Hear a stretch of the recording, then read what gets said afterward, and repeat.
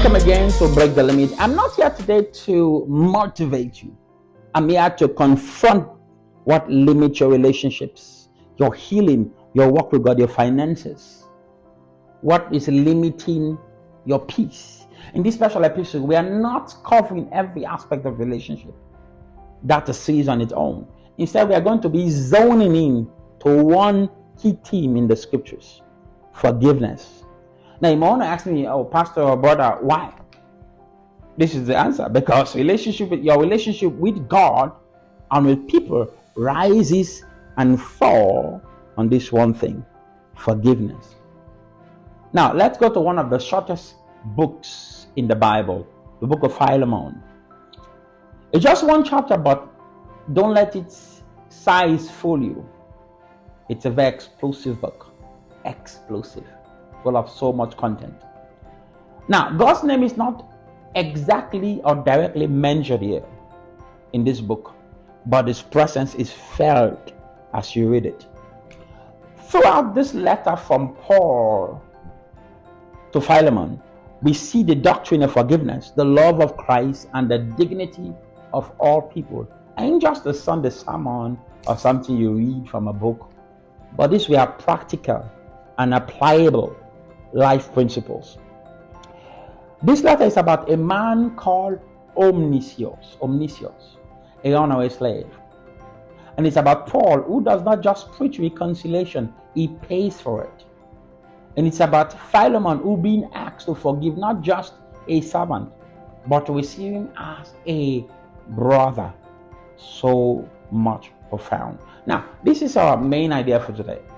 Where forgiveness breaks limits, it demands humility, courage, and spiritual maturity. And it always flows from forgiveness from God, or from the forgiveness we receive from God. Now, key takeaways in scripture. Forgiveness does not downplay the offense. Paul acknowledged Omniscius' past, calling him once unprofitable in verse 11. But now profitable.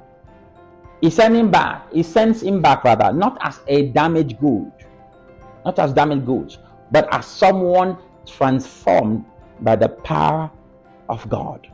In Philemon chapter 1, 11 to 14, Paul isn't pretending nothing happened here. He wasn't pretending. He respects Philemon's authority and seeks to do things the right way, with consent and not with compulsion. Number 2, forgiveness does not erase food, it redeems it. It does not erase food, it redeems it. Forgiveness does not erase responsibility. Paul literally says, if he owe you anything, charge it to me. This is not cheap grace. This is costly love. This is Paul putting his skin in the game by using his hard-earned money. In Philemon chapter 1 verse 18 to 19, this echoes the gospel itself. Jesus said, "Put their sin on me," when he died on the cross. Paul is living what he preaches. True grace does not ignore consequences. It shoulders consequences. Forgiveness requires a spirit of humility. Paul could have put rank, but he didn't. He appealed to his humanity gently and lovely. In Philemon 1 and 21, chapter 1 verse 21, having confidence in your obedience, right? A right to you, knowing you will do even more. That's a wisdom nugget. When you're in the wrong, that's the lesson here. Don't try to be the loudest, be silent. You may hear the truth that heals you. Another point again. Forgiveness leads to transformation, not just restoration. Paul does not just ask Philemon to accept Omniscius back. He asks him to elevate his position, to change his status. In Philemon chapter 1, verse 15 to 16, we see him forever, not just as a servant, but as a beloved brother. That's what the gospel does. It does not just return people to square one. It makes them family. It makes them whole. Now that's main ideas. Now just key takeaway for today. Forgiveness isn't just about reunion, it's about redemption.